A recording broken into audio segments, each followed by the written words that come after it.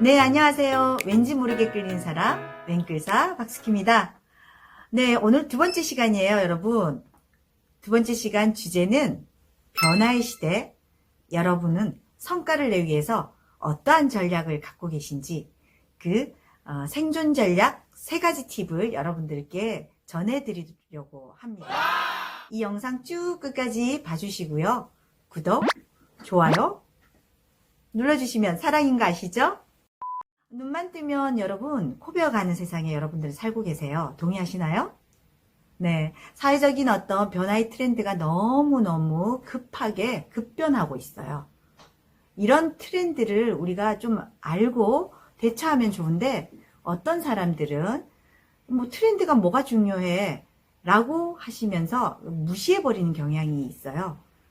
그런데 어느 순간 그 트렌드들이 세상의 흐름이 내 주위를 이렇게 둘러보면 내 주위에 잠식해 있어요.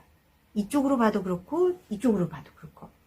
그래서 어느 순간 그 트렌드를 내가 이해하거나 알지를 못하면 순간적으로 사회적인 어떤 고립감 또는 자체 그 왕따 같은 그런 느낌이 들 때가 있습니다. 여러분은 이런 어떤 변화의 흐름 속에서 어떻게 여러분이 하시는 일에 성과를 내기 위한 전략들을 가지고 계신가요? 제가 가지고 있는 3가지의 팁을 지금부터 말씀드리도록 하겠습니다. 첫 번째는요, 개인의 변화 의지입니다. 누가 변해야 되죠? 여러분들이 변하셔야 되고요. 제가 변해야 되는 거죠.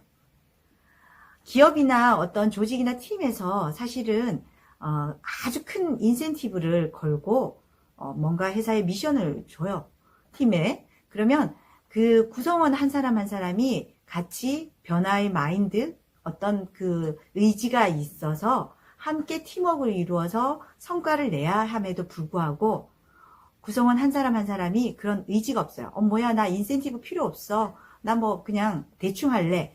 라는 마음가짐을 가지고 있다라면 그 팀은 어떨까요? 성과가 날까요? 안 날까요? 안 납니다. 절대 나지 않아요. 개인도 마찬가지인 거죠. 셀프 매니지먼트, 자기 경영을 하셔야 되는 거죠. 왜? 개인 스스로도 하나의 기업이라고 생각을 하시고요. 스스로 혼자지만 여러분이 자기를 관리하시고 이렇게 성장하셔야 된다는 거죠. 그런데 사실은 이런 변화가 쉽지는 않습니다. 왜냐하면 변화를 하려고 하면 막 저항에 부딪혀요. 어떤 저항? 예. 그거 뭐 해봐야 무슨 소용이 있어. 나 해봤는데 그거 뭐 별 필요 없더라. 아니야, 그거 뭐 필요해? 내가 왜 변해? 내가 지금 괜찮은데. 라는 생각들을 가지고 있는 그런 어떤 저항들이 부딪히시죠. 그런 수많은 저항들이 변하고자 하는 의지가 있는 사람 앞에는 이렇게 딱 가로막고 있다는 거죠. 그럼에도 불구하고 우리는 의지를 가지고 변하셔야 됩니다. 그래야 어떻게 성과가 난다는 거죠. 네, 두 번째 전략은요, 리더십입니다. 어떤 사람들은 저는 아직 리더가 아닌데요, 저 나이가 너무 어려서 라고 얘기하면서 리더십이 왜 성과에 영향을 미칠까 라는 이야기를 많이 하시거든요. 당연히 여러분, 리더십은 이 성과에 굉장히 많은 영향을 미치죠. 그리고 내가 정말 현장에서 어디 모임에서 조직에서 팀에서 리더가 아니다라고 생각하시는 분들 많이 계시잖아요. 그런데 세상의 모든 사람은 여러분 리더입니다. 리더십의 가장 밑바탕에 있는 자기관리 리더십, 즉 셀프 리더십이라는 그런 리더십을 가지고 계신데요. 그거를 얼마만큼 많이 활용하느냐, 그렇지 않느냐에 따라 자신의 어떤 리더십이 이렇게 평가되는 경우가 많이 있어요. 리더십 중에 가장 최고봉에 있는 리더십이 서번트 리더십인 건 아시죠? 나누고 봉사하고 사람들을 이렇게 잘 배려하는 이런 리더십.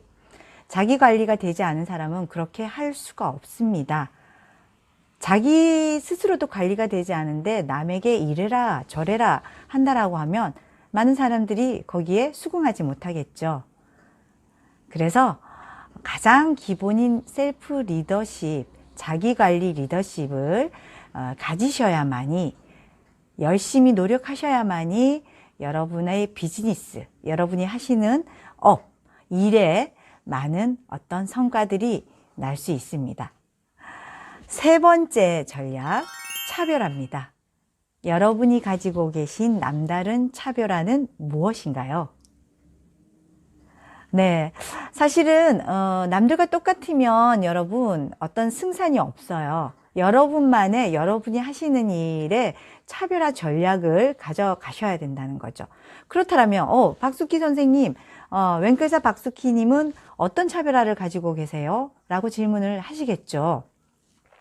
저는 이 정말 많은 그 교육시장에 너무나 많은 강사들이 있고요. 너무나 많은 교수자들이 있습니다. 이런 교육시장에 살아남기 위해서 저만의 차별화를 어떻게 할까 굉장히 많은 고민을 했었어요. 그리고 저는 스스로 에너지가 있는 사람이라고 첫 번째 시간에 제가 말씀을 드렸죠. 강의 현장, 교육 현장에서도 학습자와 저와 굉장히 교육의 역동성이 일어나서 굉장히 분위기가 화기애애하고 밝고 좋습니다. 그런 어떤 이런 교육의 흐름을 어떻게 하면 다른 사람들과 차별화를 둘까라는 고민을 굉장히 많이 하면서 제가 액티비티 교수법이라는 그런 교수법으로 계속해서 연구를 하고요. 물론 뭐 이걸 가지고 전문가 소리를 듣기 위해서 박사 논문까지 썼습니다. 그래서 나름 차별화를 이렇게 하고 있어요. 그게 또 많은 분들에게 어필이 되고 있고요. 여러분, 이 차별화가 얼마나 중요한지 사례를 한번 말씀드려 볼게요.